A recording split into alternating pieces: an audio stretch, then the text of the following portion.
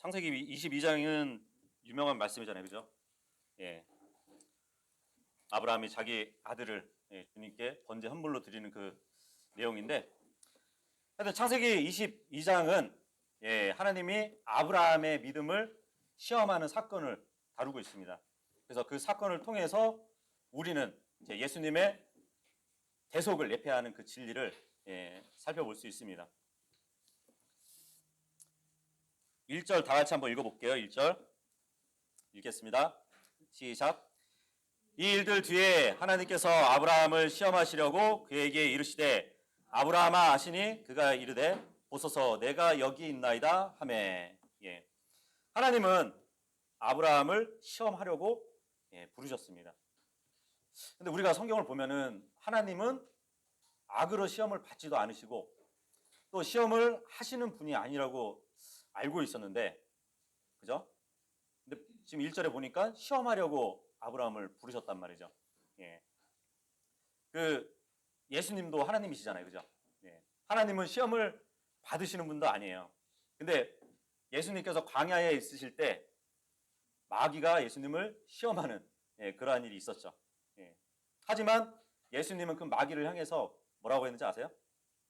하나님을 시험하지 말라 하고 다그칩니다. 왜냐하면 하나님은 시험 받으실 분이 아니거든요. 지금 여기 22장 1절에 보면 이 시험이라는 영어가 이제 템트라고 되어 있어요. 야고보서 1장 한번 보도록 할게요. 12절 보시면 시험을 견디는 사람은 복이 있나니 그러거든요.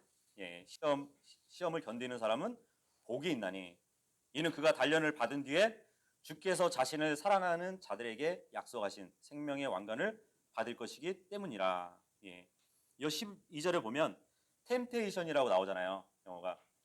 그러니까 지금 창세기 본문에 이 템트 같은 영어란 말이죠.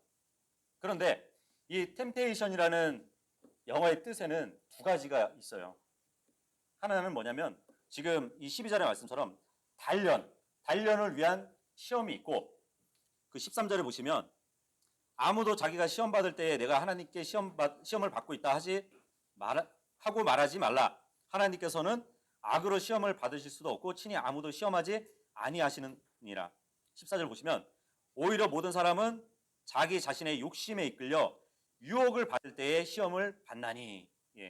그래서 템테이션이라는 영어 단어에는 단련이라는 의미가 하나가 있고 또 하나가 뭐냐면 유혹이라는 의미가 있습니다. 이 두 가지 의미가 있는 것이에요.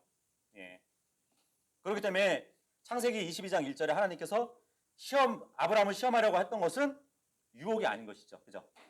죄로 이끌려는 유혹이 아니라 단련을 하기 위한 시험인 것이에요. 히브리서 11장 17절 보시면 믿음으로 아브라함은 단련을 받을 때에, 그죠? 이삭을 바쳤으니 약속들을 받은 그가 자기 독생자를 바쳤느니라.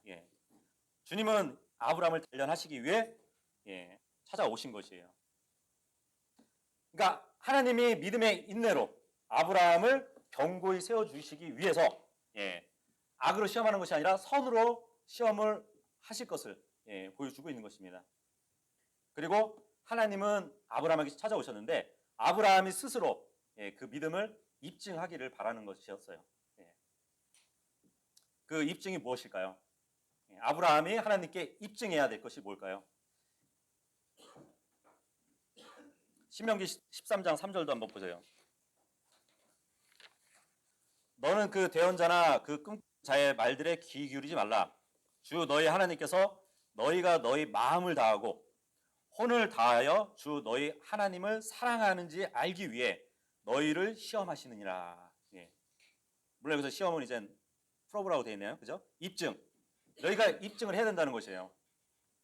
아브라함은 하나님을 마음을 다하고 혼을 다하는 그 사랑을 입증해야 했습니다. 그래서 하나님께서 아브라함을 찾아왔다고 그렇게 보시면 될 것 같아요. 전에는 그가 자기 아버지보다 하나님을 더 사랑한다는 것을 분명히 보였어요. 그죠? 그리고 이제는 그가 자기 아들보다 하나님을 더 사랑한다는 것을 분명히 입증해야 할 때가 온 것입니다. 22장 2절. 읽어볼게요. 시작. 그분께서 이르시되 이제 너는 네 아들 곧 네 사랑하는 네 유일한 아들 이삭을 데리고 모리아 땅으로 가서 거기서 내가 네게 일러줄 산들 중에 하나에서 그를 번제 헌물로 드리라 하시니. 예. 번제 헌물이 어떤 헌물인지 아시죠? 짐승을 통째로 태워야 되는 것이에요. 예. 불에 태우려면은 그걸 각을 떠야 돼요. 예. 생각을 해보세요. 주님은 지금 유일한 이삭 아들을 그렇게 바치래요. 예. 그러니까 번제 헌물이라는 것은 제일 처음에 행하는 게 뭐냐면 목을 먼저 자르는 거거든요. 예. 그리고 그 동물을 도살하는 그 의식대로 행해지고 불 위에 얹는 그 일이 번제 헌물입니다. 뭐 상상하기도 힘들죠, 그죠? 예. 자기 자식을 그렇게 칼로 도려내고 갑을 떠서 예, 불 위에 얹는다는 것은 예. 그 일을 지금 주님은 아브라함에게 명하고 있습니다. 여기 보니까 네가 사랑하는 네 유일한 아들 그렇게 되어 있어요. 이 22장 2절이 사랑이라는 단어가 처음 쓰인 구절입니다. 보통 우리는 사랑하면은 뭐 남녀 간의 사랑을 먼저 떠올릴 수 있지만 성경에서 제일 우선시되는 사랑은 아버지와 아들의 사랑이에요. 예. 성경 전체를 보면은 그죠? 아버지 하나님과 아들 예수 그리스도의 사랑 이야기잖아요. 그죠? 그래서 처음 등장한 이 구절에는 아버지와 아들 간의 사랑을 보여주고 있습니다. 그 아브라함 당시에 물론 사람을 인신 제물로 바치는 그 일이 뭐 좀 흔한 일이긴 했어요. 네. 그 당시에 이제 바벨론 같은 경우 또 뭐 아카디안 그런 도시에서 자녀를 제물로 신에게 바쳤다는 기록이 있습니다. 예. 하지만 하나님은 인신 제사를 기뻐하시는 신이 아니셨어요. 그 당시에 신은 뭐 그모스 신, 그 열왕기하 3장에 보면은 이제 그모스라는 신이 나옵니다. 또 에레미야서 32장에 보면 몰렉이라는 또 신이 나오죠. 다 그 사람들을 바쳤던 인신 제물로 받았던 신들의 이름입니다. 주님은 그러한 인신 제물을 받으시는 분이 아니란 말이죠. 그런 주님에게서 아브라함은 지금 뭐 어디서 누구를 어떻게 해야 될 것을 들었지만 왜 주님께 아들을 드려야 되는지 그 말은 듣지 못했어요.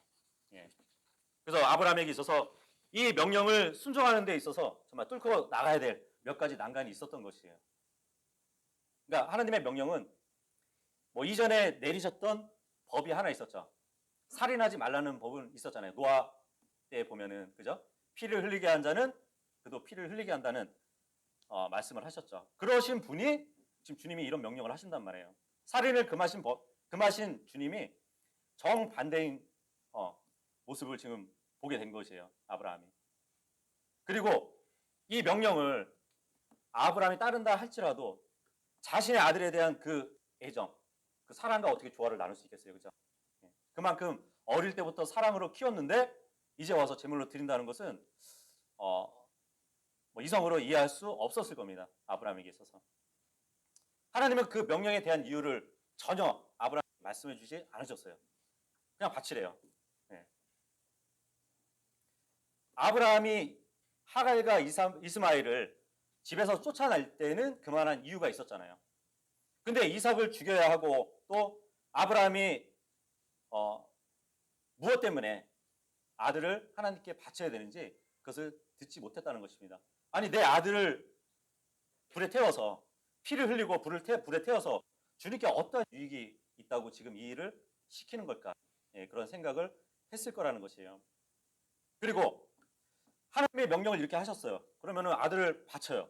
그러면 그동안에 주님께서 나에게 하신 언약은 어떻게 되는 거냐 이거죠. 이삭에게서 태어날 자라야 네 씨가 될 것이라고 하셨잖아요. 근데 장가도 가지 않은 이삭을 바쳐야 된다는 것에 의문을 많이 가졌을 겁니다. 더더욱 아브라함은 아내 사라의 얼굴을 어떻게 봐요? 그죠? 볼 수가 없잖아요. 그리고 그 당시 땅에 살고 있는 뭐 이집트 사람들이나 가나안 사람들, 또 뭐 그리스 사람들이 있단 말이죠. 그 사람들이 어떻게 판단하겠어요? 그 신도 뭐 인신제물을 받는 신이구만 하고 비난을 했겠죠. 이런 모든 것들이 정말 주님께 순종하는 데 있어서 걸림이 되긴 하지만 아브라함이 정말 이것이 하나님이 원하시는 뜻이라면 내가 어떠한 일이든지 감수하리라 이런 믿음을 갖기 전에는 아들을 바칠 수 없었을 겁니다. 그 야살의 책에 보니까 이삭이 자라났어요.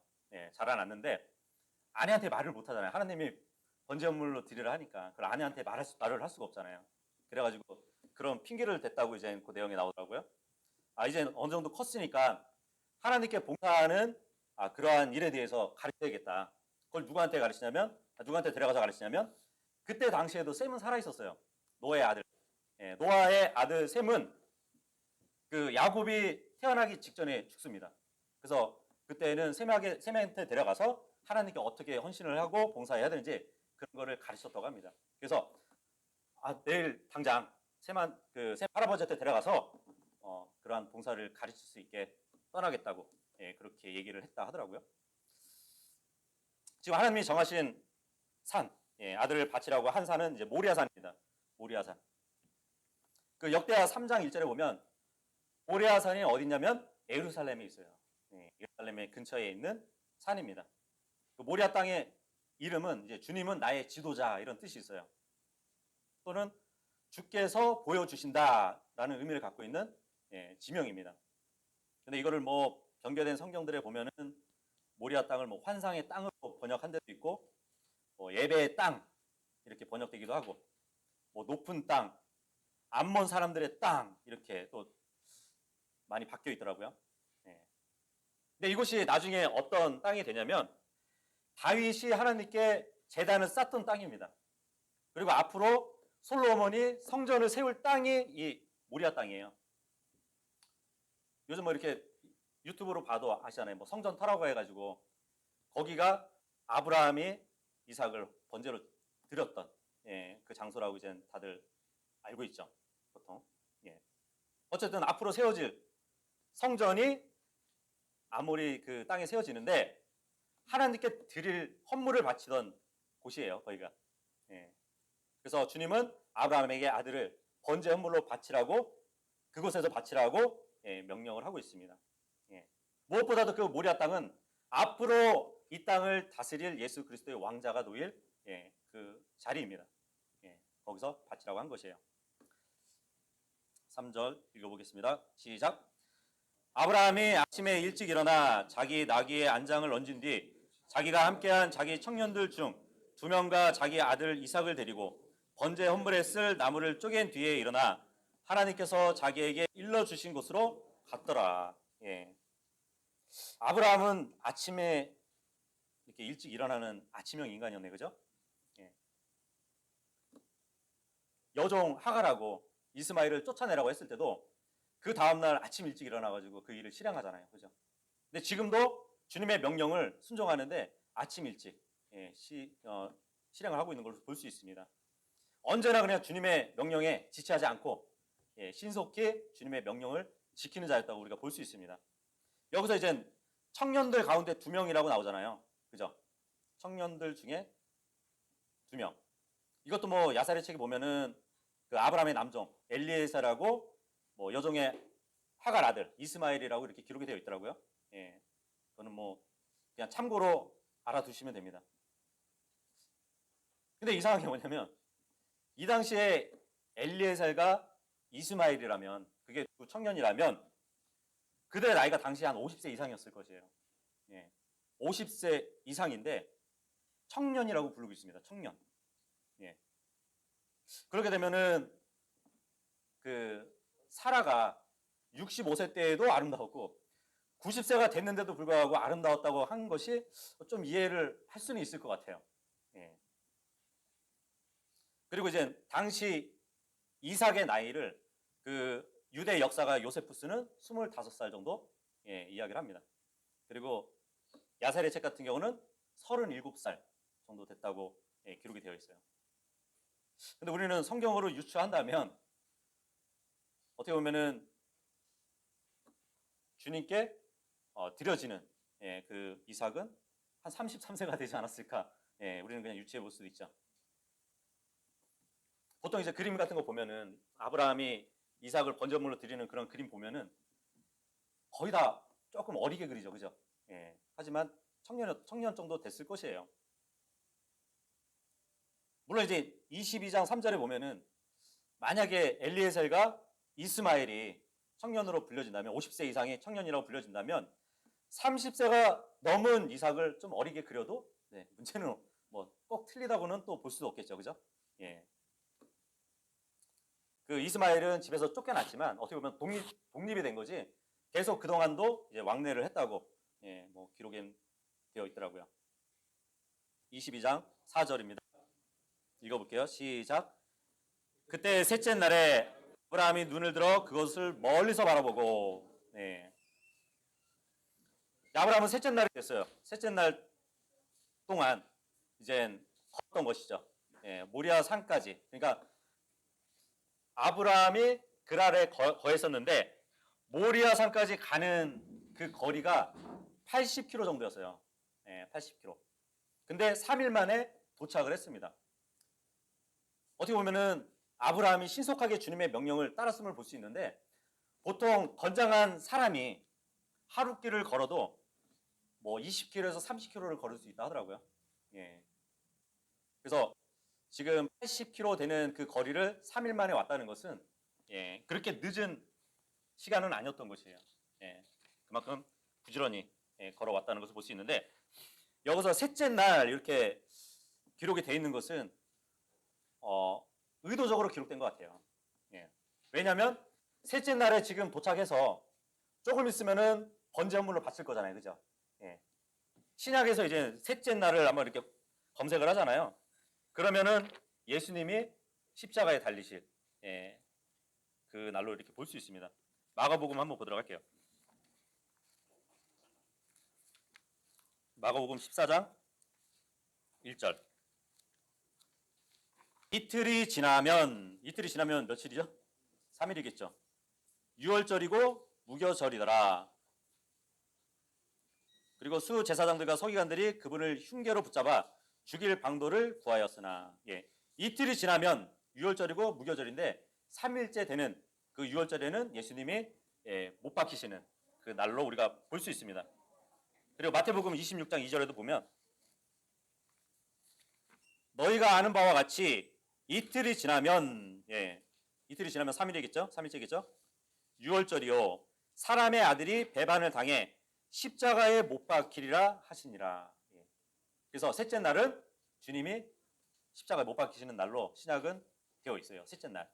근데 지금 구약에 아브라함이 도착했던 날이 셋째 날이란 말이에요. 바로 그 셋째 날에 아들을 번제물로 드릴 예, 그 날인 것이죠. 다시 돌아와서 22장 5절입니다. 읽겠습니다.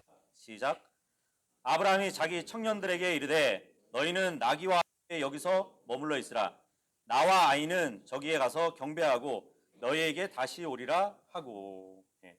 지금 아브라함은 청년들에게 요 한 장소에서 머무르고 기다리라고 예, 명했습니다. 마치 사도행전 1장 4절에 보면은 예수님께서 사도들에게 그 말씀을 하시잖아요. 예루살렘을 떠나지 말고 아버지의 약속을 기다리라고 예, 그렇게 명령을 했던 것을 기억할 수 있죠. 십자가에 달리시고 부활하시고 승천하시고 나서 예, 기다리고 있으면은 성령님께서 오실 것을 말씀하고 있는 것이죠. 그와 비슷한 것 같아요. 지금 22장 5절에 보니까 아브라함은 나와 아이는 경배하고 다시 돌아온대요. 예. 이미 아들의 부활을 믿고 있다는 것이죠. 예. 아들을 바치고 나만 돌아온다고 하지 않잖아요. 그죠? 나와 아들이 함께 다시 돌아오리라고 한 것은 그 아들의 부활을 믿고 있는 신앙을 갖고 있었던 것입니다. 예. 22장 6절 한번 보도록 하겠습니다. 22장 6절 읽겠습니다. 시작. 아브라함이 번제 헌물에 쓸 나무를 취해 자기 아들 이삭에게 지게 한 뒤 자기는 불과 칼을 손에 들고 그들 두 사람이 함께 가더라. 예. 지금 아브라함은 나귀에 태웠던 번제 헌물에 쓸 나무를 이제 이삭에게 지어주는 모습을 볼 수 있어요. 아마 그 산 위로 올라갈 때는 글쎄 나귀가 가기가 힘들었는지 이삭에게 지어줬습니다.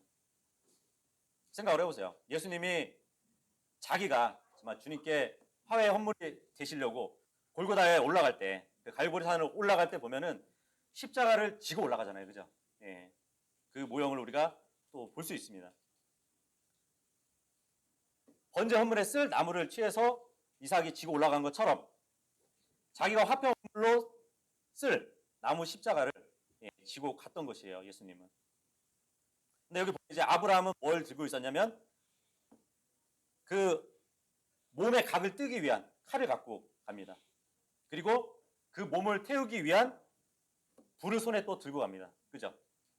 근데 하나님은 어떠한 심판을 내리실 때 보면은 그 심판의 도구가 칼과 불이에요.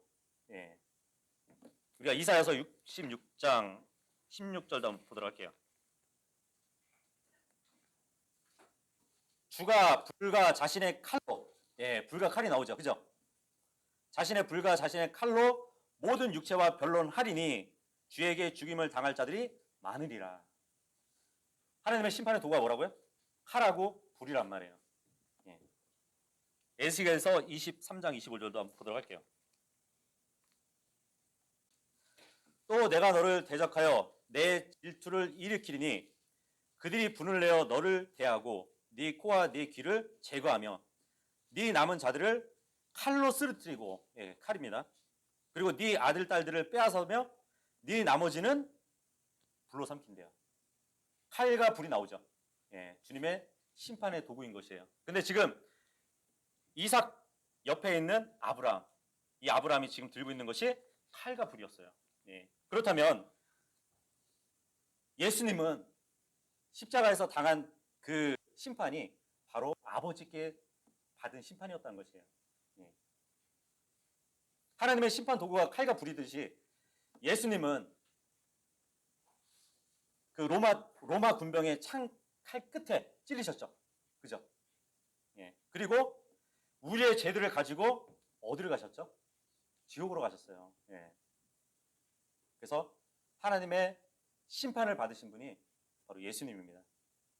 그분은 우리의 죄를 알지도 못하신 분인데 우리를 위해서 죄가 되셔가지고 창으로 찔리시고 지옥까지 가셨던 분이세요. 그래서 우리가 또 예표로 볼 수 있는 것이죠. 다시 돌아와서 22장 7절 읽어보겠습니다. 시작. 이삭이 자기 아버지 아브라함에게 말하여 이르되 내 아버지여 하니 그가 이르되 내 아들아 내가 여기 있노라 하며 그가 이르되 보소서 불과 나무는 있는데 번제 헌물로 쓸 어린 양은 어디 있나이까 하니. 그죠? 이상하죠?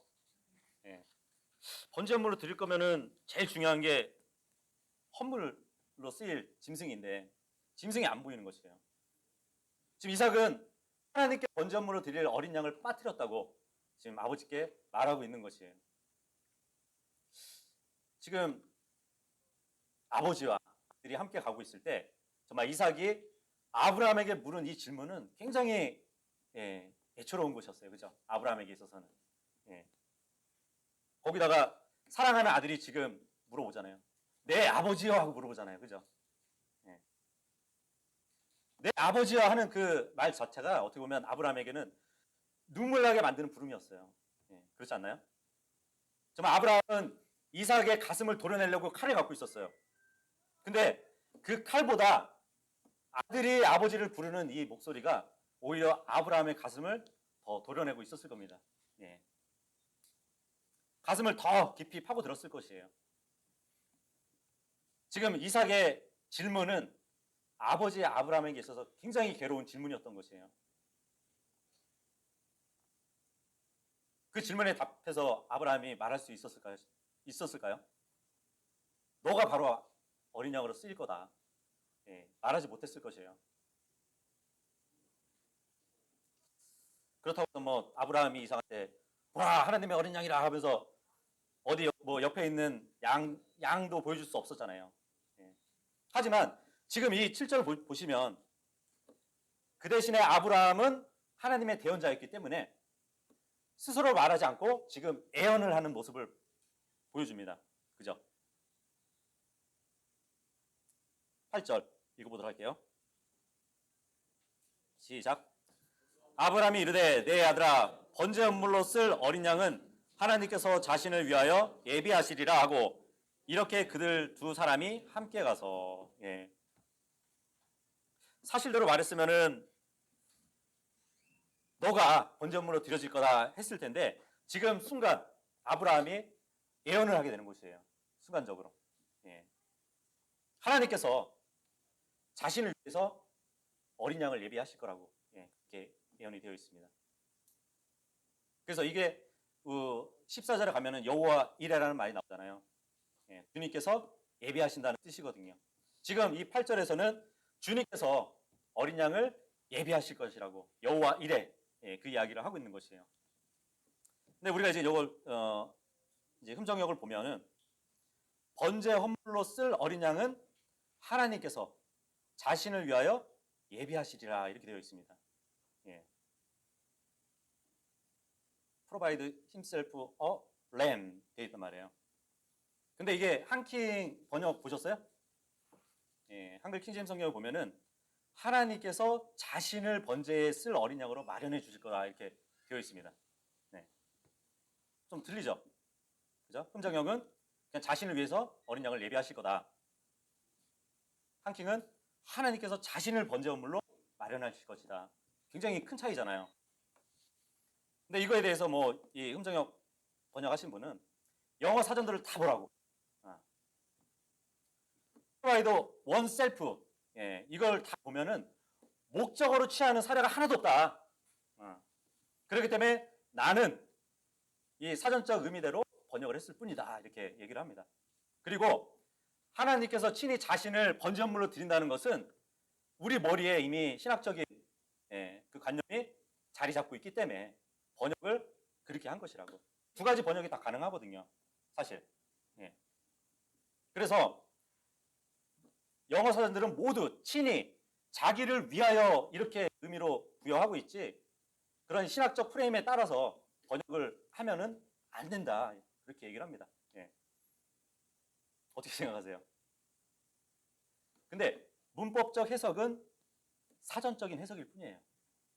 그런데 그보다 성경을 성경으로 해석하면은 그거는 성령님의 해석입니다. 자, 그러면은 이 두 가지 해석이 가능한데 그럼 우리는 어떤 것을 취해야 할까요? 고린도후서 5장 21절에 보시면 하나님께서 죄를 알지 못한 그분을 우리를 위해 죄가 되게 하신 것은 우리가 그분 안에서 하나님의 의가 되게 하려 하심이니라.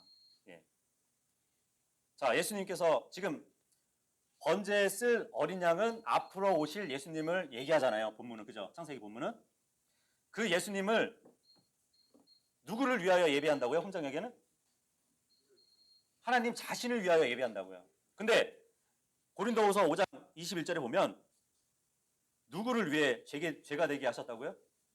우리를 위해. 주님은 우리를 위해 희생물을 예비하셨지 자신을 위해서 예비하신 게 아니에요. 베드로전서 4장 1절이요. 그런즉 그리스도께서 누구를 위해? 우리를 위해 육체 안에서 고난을 당하셨으니 그와 같이 너희도 같은 생각으로 무장하라. 이는 육체 안에서 고난을 당한 자가 이미 죄를 그쳤기 때문이니. 주님을 위해서가 아니라 우리를 위해서 육체 안에서 고난을 당하신 것이에요. 로마서 5장 8절도 한번 보도록 할게요. 우리가 아직 죄인이었을 때 그리스도께서 주님을 위해 죽으심으로써? 아니죠. 우리를 위해 죽으심으로써 하나님께서 우리를 향한 자신의 사랑을 당당히 제시하시느니라. 요 세 구절을 봐도 앞으로 하나님께 드려질 어린 양은 우리를 위해서 예비되신 거지 하나님 자신을 위해서 예비된 게 아니에요. 그렇기 때문에 우리는 하나님께서 자신을 번제에 쓸 어린 양으로 마련하실 것이라는 그 번역을 취하는 것이 낫다고 봅니다. 네. 그래서 아브라함의 예언대로 육체 안에 나타나신 하나님, 그 하나님은 세상 죄를 제거하시는 하나님의 어린 양이시라는 것을 보여주고 있는 것이에요. 네. 그죠? 우리가 그렇게 보면 될 것 같습니다. 다시 본문으로 돌아와서 22장 9절 시작. 하나님께서 그에게 일러주신 곳에 다다르니 아브라함이 거기에 제단을 쌓고 가지런히 나무를 놓고는 자기 아들 이삭을 결박해서 제단 위에 나무 위에 올려놓은 뒤. 예. 지금 이삭은 아버지 아브라함이 제단에 쌓아놓은 가지런히 나무를 놓았을 때 어린 양이 어떻게 준비될지 궁금했을 수도 있어요. 네. 하나님이 예비하신다고 했으니까 기다렸을 수도 있어요. 하지만 이삭의 기대에 다르게 이삭은 자기 아버지에게 결박당하게 됩니다. 예. 그죠? 이삭을 화상하기 위한 나무는 가지런히 놓여 있었어요. 그래서 이제 놀라운 소식을 지금 아브라함이 전하게 됩니다. 자신이 금방 했던 예언은 머리에 남지 않고 이삭아, 네가 바로 하나님의 예비된 어린 양이다 하고 제단에 올리게 되는 것이에요. 근데 여기 보니까 결박까지 당하고 제단 위에 올려지게 됩니다. 그렇죠? 예수님도 십자가에 매달리기 전에 수제사장들과 장로들 그리고 서기관들에 의해서 결박당했어요. 예, 결박당한 모습을 또 볼 수 있고 이 결박이라는 히브리어 어근이 구불이다 그리고 비틀다라는 어근이 있습니다. 그러니까 희생 업무를 드릴 때 다리를 비틀어 가지고 함께 묶는 것을 구약 때는 행했단 말이에요. 지금 이삭이 아브라함의 말을 들었을 때, 예언을 들었을 때 하나님의 번제 헌물이 된다는 예언도 좀 이상했지만 지금 가만히 보니까 자기가 번제 헌물이 된다는 것을 알았을 때는 그죠? 이삭은 아마 아버지께 울부짖으면서 살려달라고 호소했을지도 몰라요. 그렇지 않나요? 네. 하지만 아브라함이 또 그 말을 듣지 않고 올렸을 수도 있습니다. 왜냐하면 시편 22편 1절에 보면 그 메시아 시편에 이런 말씀이 있거든요. 나의 하나님이여 나의 하나님이여 어찌하여 나를 버리셨나이까? 어찌하여 나를 멀리하여 돕지 아니하시고 나의 울부짖는 말을 듣지 아니하십니까? 예. 그 예언의 시편이 있거든요. 그래서 혹시 살려달라고 하는데도 아브라함이 결박하고 올려놨을지 그건 잘 모르겠어요. 모르죠. 또 이삭이 제단 위에 올라갔을 때는 나의 아버지여 어찌하여 나를 버리셨나이까 이렇게 얘기했을 수도 있죠. 그죠? 근데 기록을 다 보면은 이삭도 어떻게 보면 아브라함이 그랬던 것처럼 기꺼이 이 사실을 받아들였던 것 같아요. 그가 뭐 도망치려 했거나 그리고 조금이라도 뭐 이렇게 아브라함을 저항했다는 그런 기록을 찾지 못합니다. 나무를 지고 갈 정도의 힘이 있었다면 그죠? 저항하고 나올 수도 있었잖아요. 하지만 아무런 반항을 하지 않고 그냥 아버지의 뜻에 순종했던 것 같아요. 그래야 예수님의 예표가 또 될 수 있거든요. 예수님도 아버지의 뜻에 온전히 순종하셨던 분이잖아요. 그 모형이라면 그대로 아버지의 뜻에 따라서 제단 위에 올라갔을 겁니다.